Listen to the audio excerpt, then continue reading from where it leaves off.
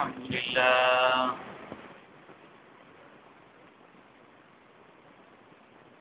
لله نحمده ونستعينه ونستغفره ونؤمن به ونتوكل عليه ونعوذ بالله من شرور أنفسنا ومن سيئات أعمالنا من يهده الله فلا مضل له ومن يضلله فلا هادي له ونشهد أن لا إله إلا الله وحده لا شريك له ونشهد أن سيدنا ومولانا محمدا عبده ورسوله أرسله بالحق بشيرا ونذيرا بين يدي الساعة من يطع الله ورسوله فقد رشد واهتدى ومن يعصهما فقد ضل وغوى أما بعد فأعوذ بالله من الشيطان الرجيم بسم الله الرحمن الرحيم إنما وليكم الله ورسوله والذين آمنوا الذين يقيمون الصلاة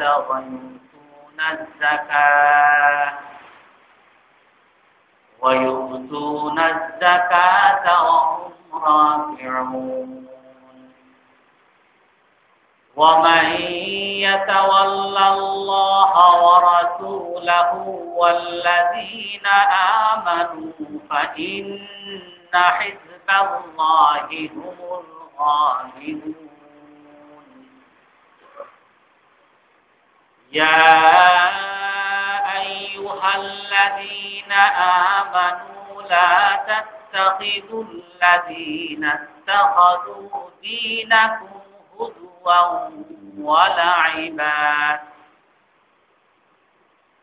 ولعبا من الذين أوتوا الكتاب والكفار أولياء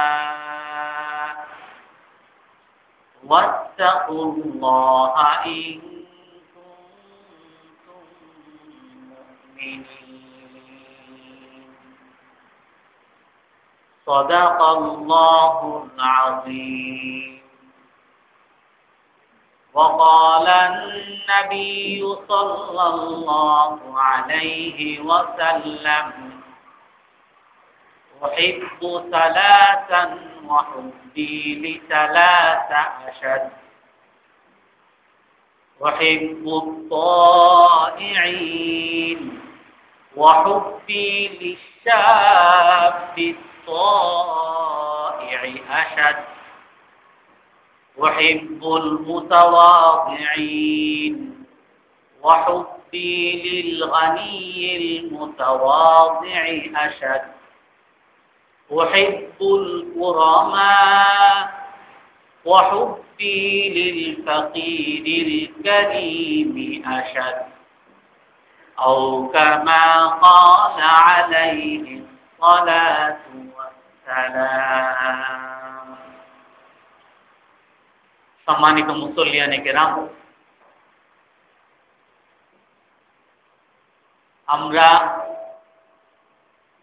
ভাতৃত্ব বন্ধনের উপায় নিয়ে আলোচনা করতেছিলাম। ভাতৃত্ব বন্ধন তিন ভাবে হয়ে থাকে। একটা হলো আত্মিক বা আন্তরিক, আর একটা হলো ভাষাগত, আর একটা হলো আচরণগত। আত্মিক যেটা আল্লাহর জন্য ভালোবাসা।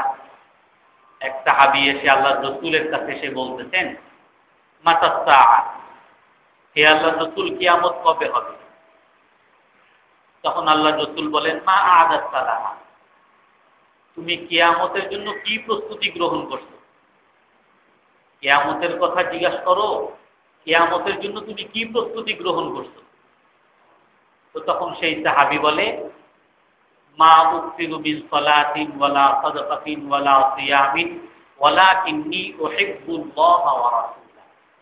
হে আল্লাহর রাসূল, আমি খুব বেশি যে নামাজ পড়ছি সেটাও বলতে পারবো না, খুব বেশি সদকাও করি নাই, খুব বেশি রোজাও রাখি নাই, কিন্তু আমি একটা জিনিস করেছি যার দ্বারা আমি একটা ভালো আশা রাখি, সেটা হলো যে আমি আল্লাহ এবং আল্লাহর রাসূলকে ভালোবাসি। তো আল্লাহর রাসূল বললেন, আনতা মা'আমান আহাবাবতা, তুমি যাকে ভালোবাসো তার সাথেই তোমার হাসর হবে। হযরত আনাস বিন মালিক রাদিয়াল্লাহু আনহু বলেন যে আল্লাহর রাসূল যখন এই হাদিস বলতেন, এই হাদিসের দ্বারা আমরা এত আনন্দিত হয়েছি, এত খুশি হয়েছি, যার পর নাই খুশি হয়েছি আমরা। কারণ আমরা সবাই কমপক্ষে এতটুকু নিজের ব্যাপারে নিশ্চিত ছিলাম যে আমাদের অন্তরে আল্লাহ এবং আল্লাহর রাসূলের জন্য ভালোবাসা সবচেয়ে বেশি। তো আল্লাহ এবং আল্লাহর রাসূলের সাথেই আমাদের হাসর হবে। দ্বিতীয় বিষয় ভাষাগত বিষয়। হাদিসের মধ্যে আছে, মান কানা ইউমিনু বিল্লাহি ওয়াল ইয়াউমিল আখির ফালইয়াকুল খাইরান আও লিয়াসমুত। যে আল্লাহকে বিশ্বাস করে, আখিরাতকে বিশ্বাস করে, সে হয়তো ভালো কথা বলবে, আর না হয় সে চুপ থাকবে।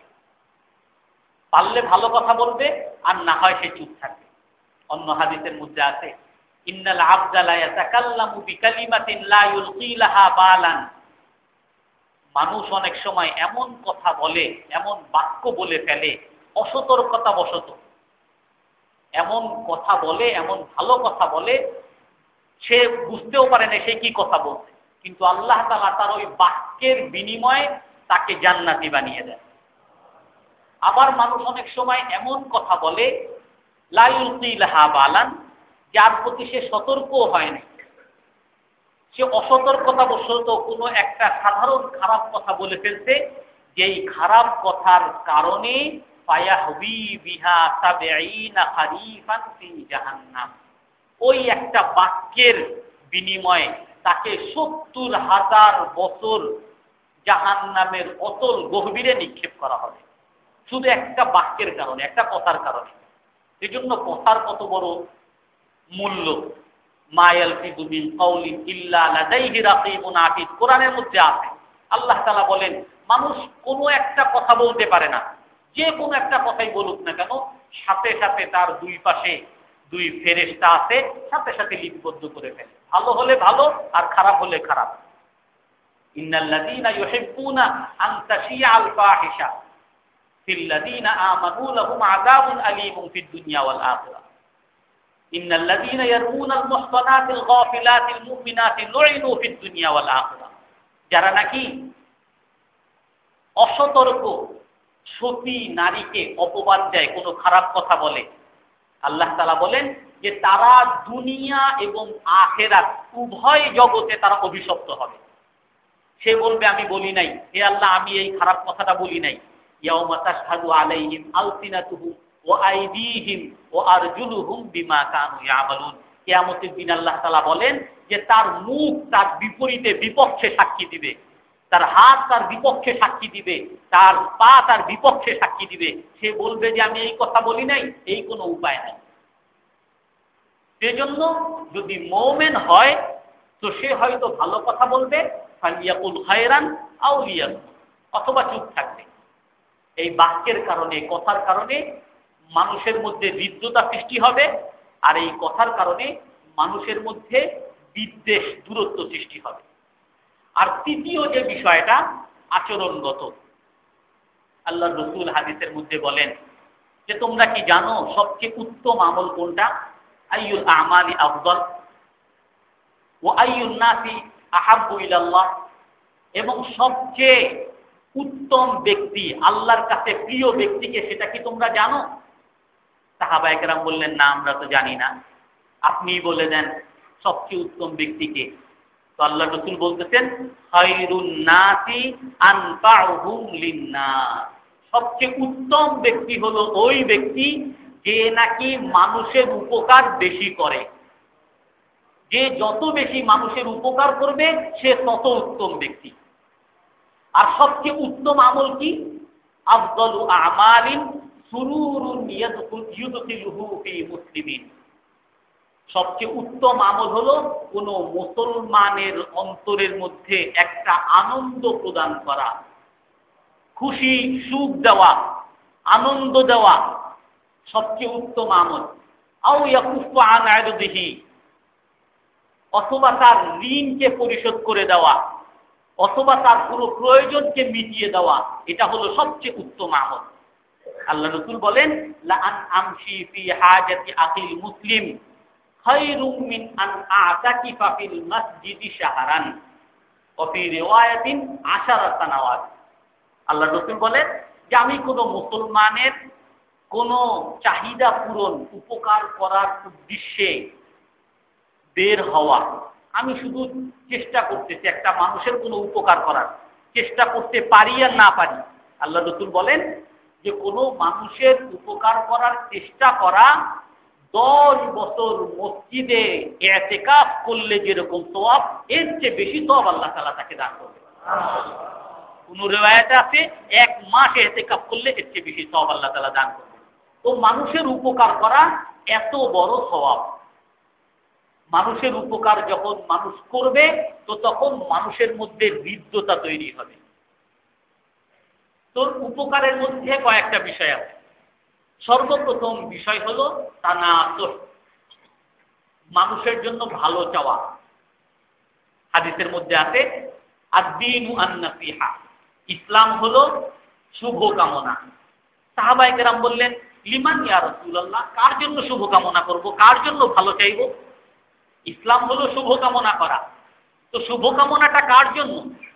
তো আল্লাহ রাসূল বলেন, লিল্লাহি ওয়া লিরাসূলিহি ওয়া লিআম্মাতিল মুসলিমিন, আল্লাহর জন্য ভালো চাওয়া, রাসূলের জন্য ভালো চাওয়া, নেতার জন্য ভালো চাওয়া, সাধারণ সকল মুসলমানের জন্য ভালো চাওয়া।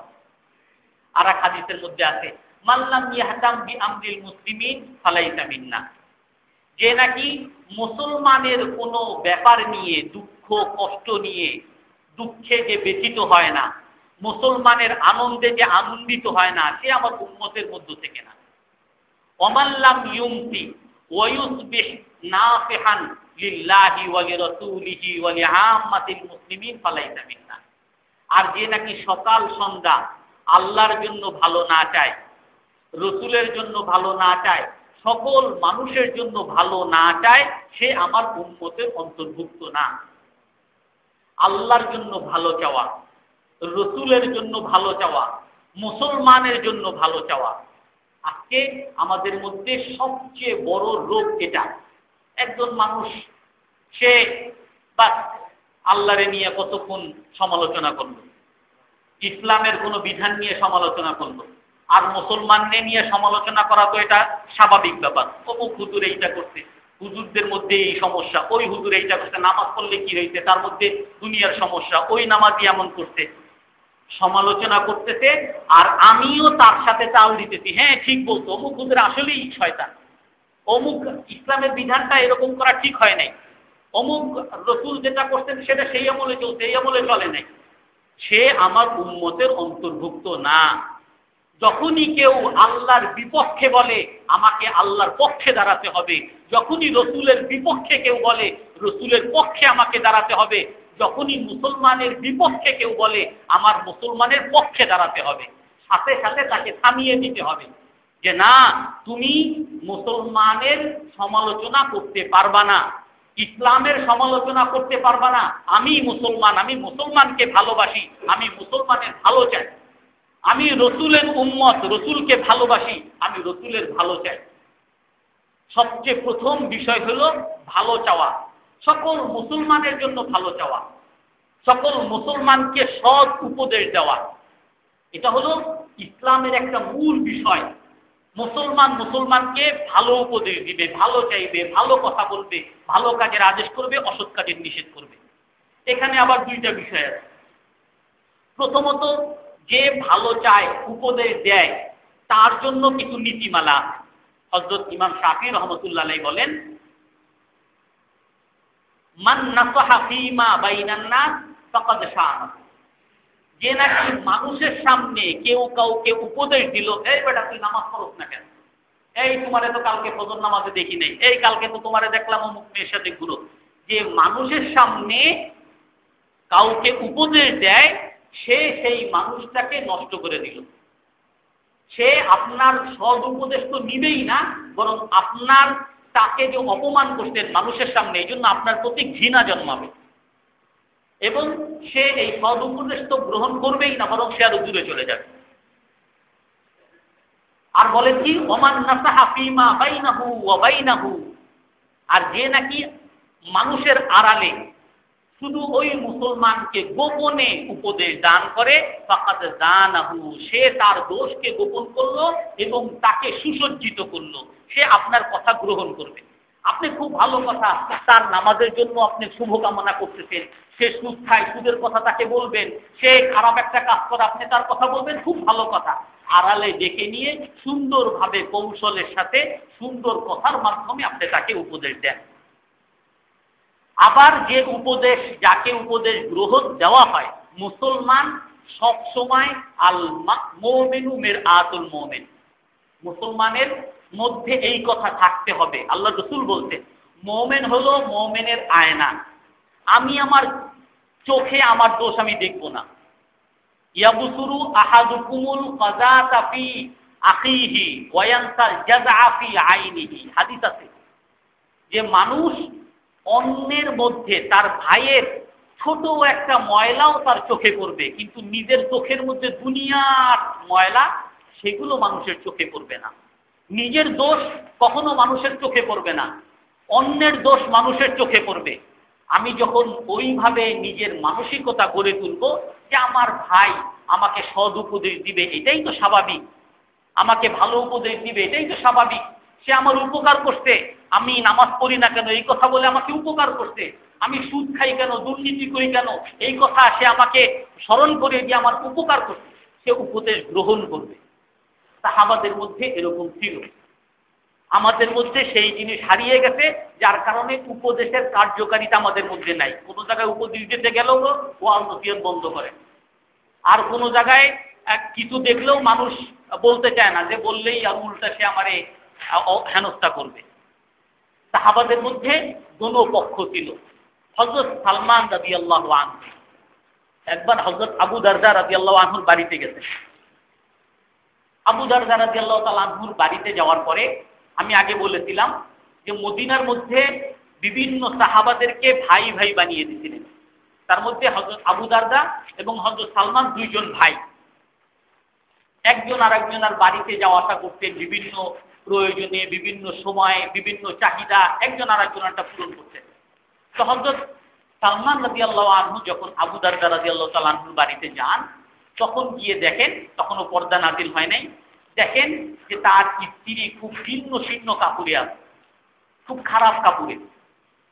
এখন বলেন কি ব্যাপার, আরাকা মুস্তাজিলা, হে উম্মু দারদা, হে দারদার মা, তোমাকে দেখতেছি খুব জীর্ণ শীর্ণ কাপড়ে, ময়লা কাপড়ে, কেন তুমি তোমার স্বামীর জন্য একটু সৌন্দর্য গ্রহণ করবা না? এরকম জীর্ণ শীর্ণ কেন?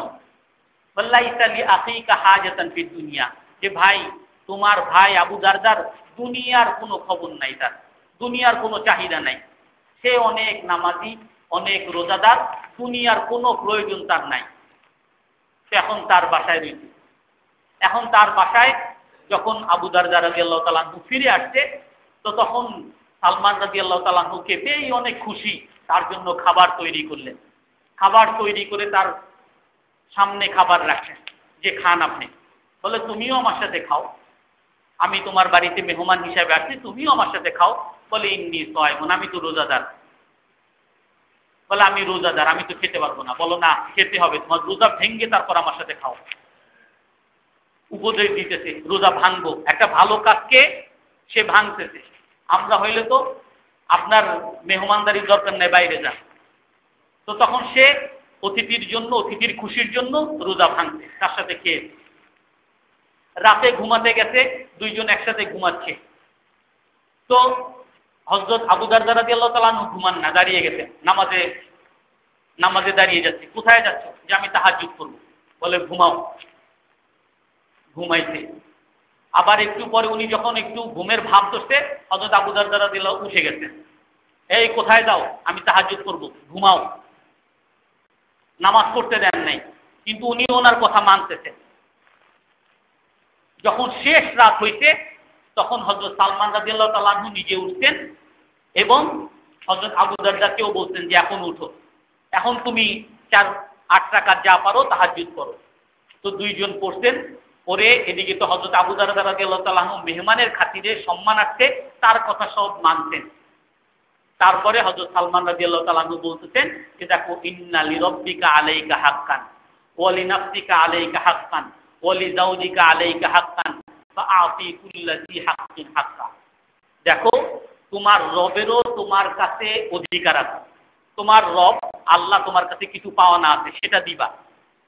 তোমার নিজের শরীরেরও কিছু পাওনা আছে। ওয়া ইন্না লিজাওজিকা আলাইকা হাক্কান, তোমার স্ত্রীরও কিছু পাওনা আছে।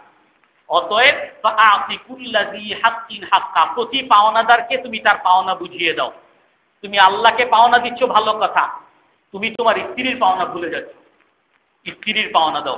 আল্লাহর পাওনা দিচ্ছ ভালো কথা, তুমি নিজের পাওনা, নিজের ঘুম দরকার, নিজের একটু খাবার দরকার, এগুলো তুমি ভুলে যাচ্ছ। তো উনি তো ওনার কথা শুনতেন এবং খুব মানতেন, কিন্তু তারপরও চূড়ান্তভাবে মানতে পারেন নাই। বলে চলেন আমরা আল্লাহর রসুলের কাছে যাই। তো ঠিক আছে, চলো। আল্লাহর রসুলের কাছে গিয়ে সমস্ত ঘটনা যখন বলতেন, তখন আল্লাহর রসুল বলেন কি, কার পক্ষ নিতেছেন? সাদাকা সালমান, যে হযরত সালমানই সত্যি বলতে, সালমান যা যা করছে সব ঠিক করছে রাদিয়াল্লাহু আনহু। এখানে উনি উপদেশ দিচ্ছেন আর উনিও উপদেশ সাদরে গ্রহণ করতেছেন। এমন না যে উপদেশ দিতে গিয়েও বাড়াবাড়ি করতেছেন, আবার উপদেশ গ্রহণ করতে গিয়েও বাড়াবাড়ি করতেছেন। হযরত আনাস বিন মালিক রাদিয়াল্লাহু আনহু বলেন যে আমরা এক সফরে ছিলাম, কুন্না ফি সাফারিন ফামিন্না মুফতিরুন ওয়া মিন্না সাইমুন। রমজান মাসে যদি কেউ সফরে থাকে, মাসলা আছে, যদি কেউ সফরে থাকে 48 মাইলের বা 80 কিলোমিটার দূরত্বের সফরে থাকে, তো তখন সে চাইলে রোজা ভাঙতে পারে, এটা তার জন্য অনুমতি আছে। তো হযরত আনাস রাদিয়াল্লাহু তাআলা আনহু বলেন আমরা এক সফরে ছিলাম, তো আমাদের মধ্যে কেউ রোজা রাখছে, আবার কেউ রোজা রাখে নাই। এখন যারা রোজা রাখে নাই তাদেরকে তো রোজাদাররা তো তিরস্কার করার কথা। আরে একটু সফরে একটু কষ্ট পাইছো দেখা বুঝি একেবারে নামাজ টামাজ রোজা টোজা সব ভুলে গেছে। কিন্তু বলেন কি, ফালাম ইউইব মিন্না সাইমু আলাল মুফতির ওয়ালাল মুফতির আলাস সাইম। আমাদের মধ্যে না রোজাদার যারা রোজা ভাঙছে তাদের কোনো সমালোচনা করছে, আর যারা রোজা ভাঙছে তারাও রোজাদারের কোনো সমালোচনা করে নাই। দুজনই স্বাভাবিকভাবে গ্রহণ করতেছে, তাদের অনুমতি আছে, অনুমতি তারা গ্রহণ করছে। আমাদের শক্তি আছে, আমাদের শক্তি অনুযায়ী আমরা রোজা রাখি। একজন আর একজনকে কোনো তিরস্কার সমালোচনা কিছুই করে না। আমাদের গত 2 সপ্তাহ আগে মনে হয় তাফসীরের মধ্যে একজন প্রশ্ন করছেন, জিজ্ঞাসা করছেন, একটা ঘটনা বলছেন যে একজন সকালবেলা এখানে মসজিদে ছিলেন, তারপরে মসজিদে সূর্য ওঠার পরে ইশরাকের নামাজ পড়া, যেখানে ফজর নামাজ পড়ে সেখানেই বসে থেকে সূর্য ওঠার পরে ইশরাকের নামাজ পড়ার আলাদা একটা ফজিলত আছে। এখন একজন পড়ছেন, একজন বসে আছেন পড়ার জন্য, আর একজন না পড়ে চলে গেছেন। এখন যে না পড়ে চলে গেছেন তাকে ধরতেন, নিয়ে কিসের দিনদার হচ্ছেন আপনি, ইশরাকের নামাজই পড়েন না? হ্যাঁ, ইশরাকের নামাজ পড়া কি ফরজ নাকি? এদের মধ্যে নাকি তুমুল হট্টগোল। অথচ এখানে ইসলামের মধ্যে ছাড়ের অনুমতি আছে, সে ছাড় গ্রহণ করবে।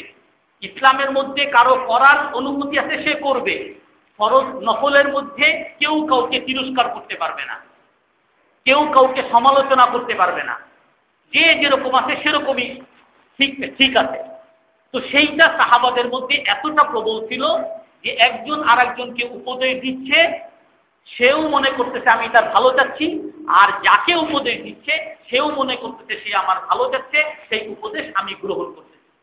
হযরত আবু মুসা আশআরী রাদিয়াল্লাহু আনহু এবং মুআয ইবনে জাবাল দুইজনকে আল্লাহ রাসূল ইয়ামানে পাঠাইছেন, এবং ইয়ামানে পাঠানোর পরে বলতেন যে তোমরা মানুষকে বাশশিরা ওয়ালা তুনাফিরা, মানুষকে শুধু সুসংবাদ দিবা, ভালো ভালো কথা বলে, জান্নাতের কথা বলে মানুষকে ইসলামের দিকে দাওয়াত দিবা, তাদেরকে জাহান্নামের কথা, কষ্টের কথা একটু কম বলবা।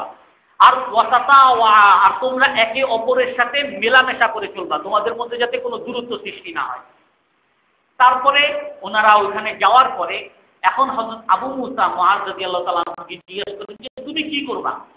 বলে আমি রোজা রাখবো এবং আমি তাহাজ্জুদ করবো, আমি ঘুমাবো না, সারা রাত আমি ঘুমাবো না, আমি রোজা রাখবো সারাদিন, তাহাজ্জুদ করবো।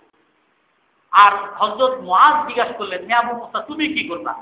বলে আমি রোজাও রাখবো না, আমি শুধু ফজরের নামাজ পড়বো, ফরজ নামাজগুলো পড়বো, আর রাতে শুধু যতটুকু পারি ততটুকু তাহাজ্জুদ করবো, আর কোরআন শরীফ যতটুকু পারি হাঁটা চলায় ততটুকু আমি করবো। দুইজন দুই মেরুতে একসাথে গেছেন, একজন অনেক ইবাদত করবেন আর একজন কম ইবাদত করবেন, কিন্তু তাই বলে একজন আর একজনকে কোনো খাটো মনে করা বা সমালোচনা করা এগুলো নাই। সকাল বিকাল একজন আর একজনের সাথে এসে দেখা সাক্ষাৎ করতে। ইসলামের মধ্যে বড় একটা বিষয় হলো মুসলমানের জন্য ভালো চাওয়া, মুসলমানকে উপদেশ দেওয়া এবং মুসলমান থেকে উপদেশ গ্রহণ করা। এটা মুসলমানের মধ্যে এই গুণটা যতদিন থাকবে তাদের মধ্যে হৃদ্যতা, উন্নতি তত বেশি থাকবে। যখন এটা হারিয়ে যাবে তাদের মধ্যে হৃদ্যতা চলে যাবে, তাদের মধ্যে উন্নতি চলে যাবে, অধঃপতন শুরু হবে। দ্বিতীয় বিষয়, মানুষের উপকার করা। আল্লাহর রাসূল হাদিসের মধ্যে বলেন, মান ইয়াসসারা আলা মু'সিরিন ইয়াসসারাহুল্লাহু ফিদ দুনিয়া ওয়াল আখিরাহ। যে নাকি কোনো অভাবীকে সচ্ছলতা প্রদান করবে, আল্লাহ তাআলা তাকে দুনিয়াতেও সচ্ছলতা প্রদান করবেন, আখিরাতেও সচ্ছলতা প্রদান করবেন। যে নাকি কোনো ঋণগ্রস্তের ঋণ পরিশোধ করে দিবে, আল্লাহ তাআলা তার দুনিয়ার ঋণও পরিশোধ করবেন, আখিরাতের ঋণও পরিশোধ করবেন। হযরত আবু কাতাদা রাদিয়াল্লাহু আনহু উনি একজনের কাছে কিছু টাকা পাইতেন, তো ওই পাওনাদারকে উনি খুঁজতেছেন। পাওনাদার যখনই দেখতে যে আবু কাতাদা রাদিয়াল্লাহু আনহু আসতেছেন, উনি ভাগতেন। উনি ওনাকে খুঁজেন, ধরতে চান, ধরতে পারেন না, উনি চলে যান। উনি যেখানে আছে ওইখানে আছে শুনতেন, ওখানে যায়, আর এক জায়গায় চলে যান। তো বেশ কিছুদিন পরে সেই যে ঋণ গ্রহীতা তাকে পেয়েছেন। তো তাকে পাওয়ার পরে উনি বলেন, কি ব্যাপার আমি তোমাকে পাচ্ছি না? তো উনি বলতেছেন ইন্নী মুআসির, যে আমি আসলে এখন অভাবী, আমি আপনার ঋণ পরিশোধ করার মতো সামর্থ্য আমার নাই। হযরত আবু কাতাদা বলেন, আল্লাহি, খোদার কসম তুমি আসলে এখন অসচ্ছল? বলে, ওয়াল্লাহি, আল্লাহর কসম করে বলতেছি আমি আসলে এখন অসচ্ছল, আমার সামর্থ্য নাই। বলে, আল্লাহি, আল্লাহর কসম? বলে, হ্যাঁ আল্লাহর কসম, আমার এখন সামর্থ্য নাই। যখন এই কথা বললেন উনি, বলে যে দেখো, আমি তোমার কাছে কসম এই জন্য চাই নাই যে তুমি আমাকে দিতে চাও না, বরং আমি আল্লাহর রাসূলের কাছে হাদিস শুনছি, মান সাররাহু আইয়ুনাজ্জিয়াহু আল্লাহু মিন কুরাবি ইয়াউমাল কিয়ামাহ ফালইউয়াসসির আন মু'সিরিহি।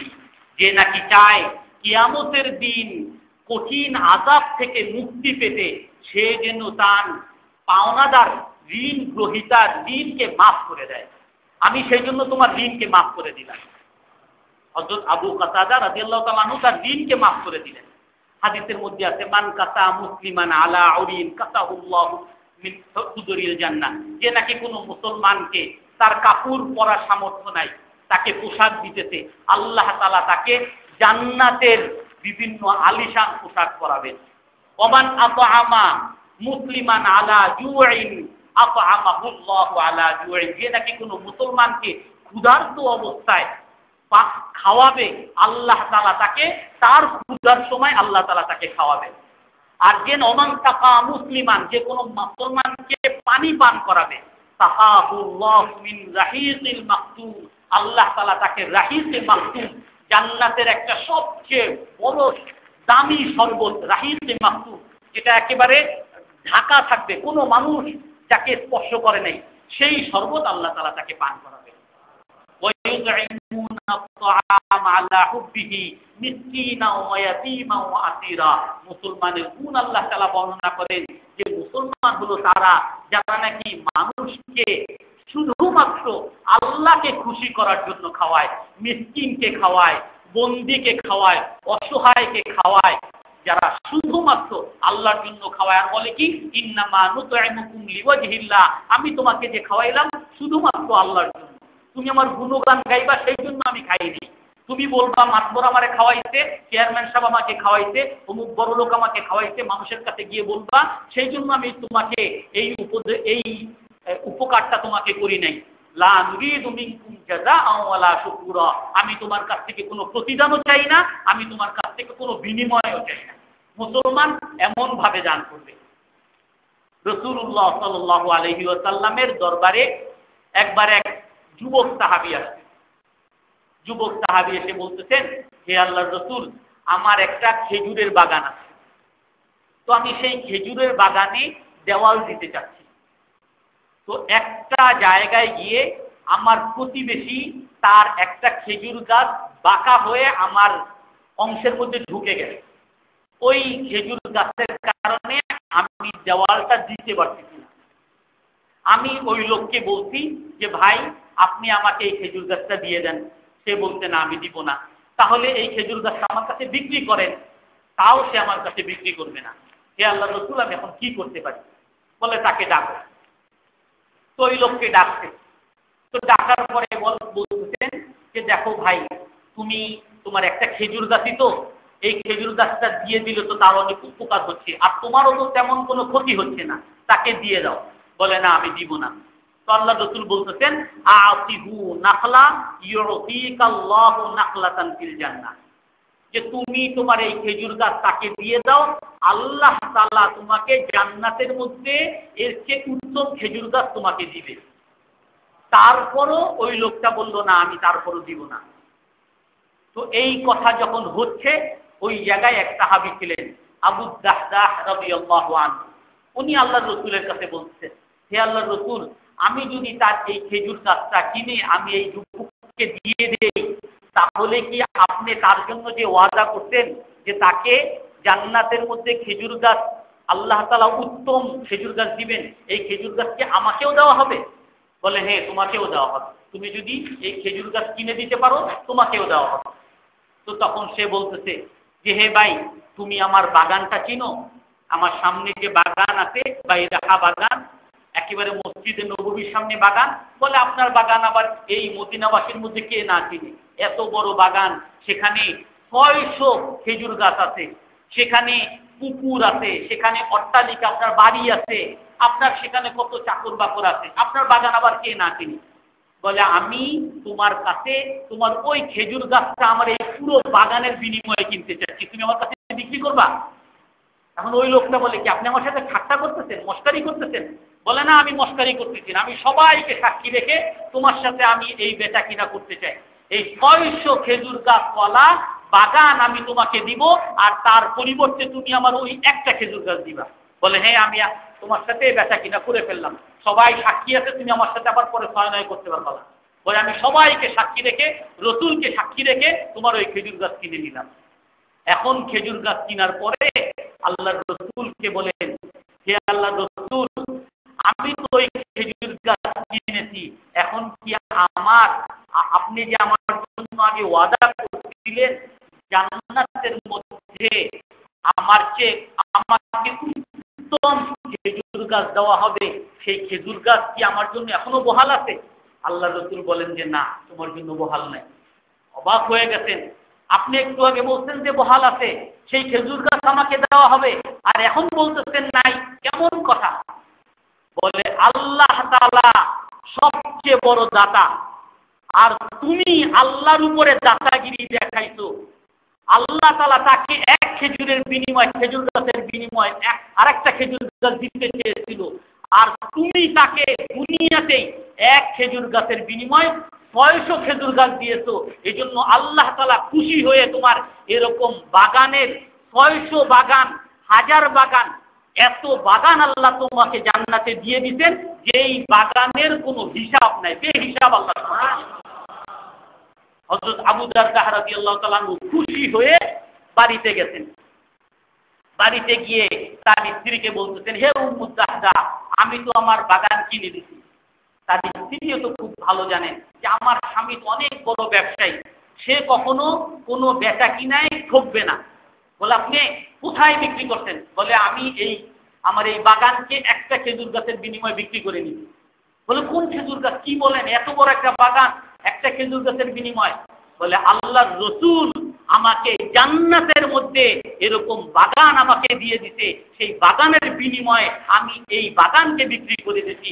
উম্মু দাহদা তার স্ত্রীও খুশি হয়ে মারহাবা, আরে আপনি তো অনেক বড় রবি হালবায়ু, অনেক বড় সফল ব্যবসা করছেন, অনেক বড় সফল বেচা কিনা করছেন। খুশি হয়ে সবাই মিলে আনন্দ করতেছেন। কিসের বিনিময়ে?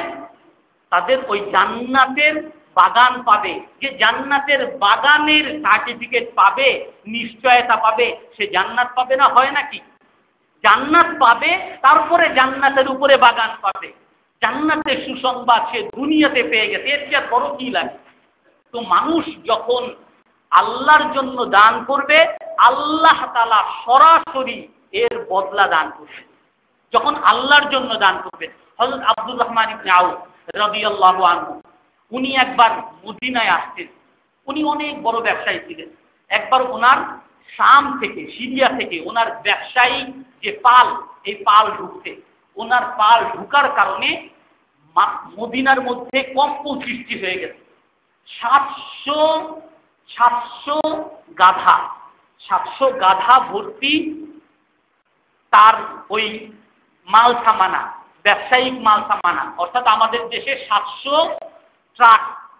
ট্রাক ভর্তি তার সামানা। 700 ট্রাক যদি আপনি করেন, কয় কিলোমিটার লাগবে? কমপক্ষে তো 7 কিলোমিটার ধরে ওই 700 ট্রাক দাঁড়াতে হবে। 7 কিলোমিটার ধরে তার সম্পদ মদিনার মধ্যে ঢুকতেছে। মানুষের মধ্যে আলোড়ন সৃষ্টি হয়ে গেছে, মানুষের মধ্যে কম্পন, হই হুল্লোড়।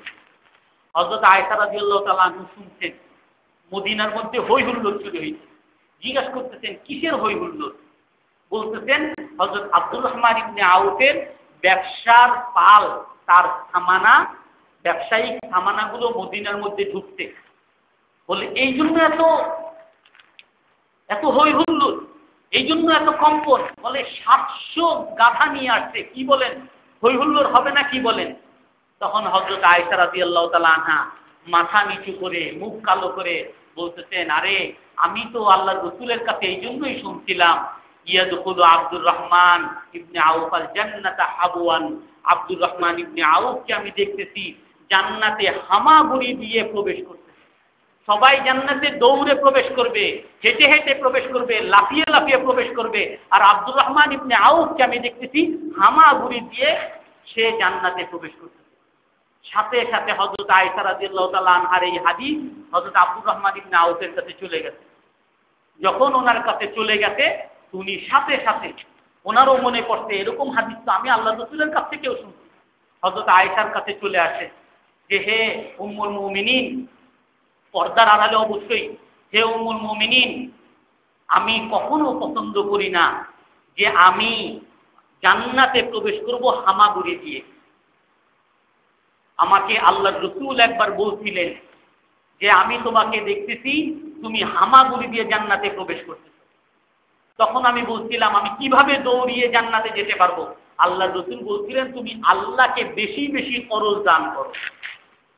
আমি আপনাকে সাক্ষী রাখলাম, আমার এই 700 ট্রাক আমি সব মুসলমান গরিবদের মাঝখানে বিলিয়ে দিলাম, আল্লাহর রাস্তায় সদকা করে দিলাম। সেই আব্দুর রহমান ইবনে আউফের সমস্ত সম্পদ দিয়ে দিতে। আব্দুর রহমান ইবনে আউফ একদিন খেতে বসতেন, রাদিয়াল্লাহু আনহু খেতে বসতেন, মজার খাবার তার সামনে নিয়ে এসেছে, দেখে তার খুব মজা লাগতেছে। তো সাথে সাথে তার চোখ থেকে পানি পড়তেছে। সাহাবারা জিজ্ঞেস করেন, কি ব্যাপার, এত মজাদার খাবার, আপনি ক্ষুধার্ত, আপনি এই খাবার দেখে আপনার চোখ থেকে কেন পানি পড়ছে? মাসাম ইবনে উমাইর কানা খায়রাম মিন্নি, বলে হযরত মাসাম ইবনে উমাইর আমার চেয়ে উত্তম ব্যক্তি ছিল, কিন্তু তাকে যখন কাফন দেওয়া হচ্ছিল তার কাফন দেওয়ার মতো পুরো কাপড় পাওয়া যায় নাই, তার মুখ ঢাকা গেছে, তো লাফারাজাত বিজলাহু, পা খোলা হয়ে গেছে, পা যদি ঢাকা হইতো মাথা খোলা হয়ে গেছে, এমন অর্থাভাবে এমন অভাবী অবস্থায় তারা দুনিয়া থেকে চলে গেছে। হযরত হামজা রাদিয়াল্লাহু আনহু উনি আমার চেয়ে উত্তম ছিলেন, ওনাকেও যখন কাফন দেওয়া হয় তখনও ওনাকে ঢাকার মতো পুরো কাপড় পাওয়া যায় নাই, মাথা ঢাকা হইতে তো পা খোলা, পা ঢাকা হইতে তো মাথা খোলা। আমি আজকে ভালো জিনিস খাচ্ছি, ওয়াল্লাহি মা শাবিআ আলু মুহাম্মাদিন মিন খুবজি শাঈরিন ইয়াওমান, খোদার কসম রসুল আমার চেয়ে উত্তম এবং রসুলের পরিবার কোনো দিন একটা জবের রুটি দ্বারাও পেট ভরে কোনোদিন খেতে পারে নাই। আমার মনে হচ্ছে যে আমি দুনিয়াতে যত ভালো কাজ করছি এই ভালো কাজের বদলা হয়তো আমি দুনিয়াতেই পেয়ে যাচ্ছি। উনি সাথে সাথে খাওয়া উঠিয়ে দিতে বলছেন, ওনার সমস্ত সম্পদ আল্লাহর রাস্তায় ব্যয় করে দিতেন, আর যার ফলে আল্লাহ তাআলা ওনাকে এত শ্রেষ্ঠ বানিয়েছেন। ওই হামাগুড়ি বাদ্যে দৌড়ানের সুসংবাদ আল্লাহ তাআলা আল্লাহ রাসূল দিয়ে গেছেন। হযরত ওমর রাদিয়াল্লাহু তাআলা আনহু যখন ইন্তেকাল করেন 6 জনকে নির্বাচন করে যান পরবর্তী খলিফা হওয়ার জন্য।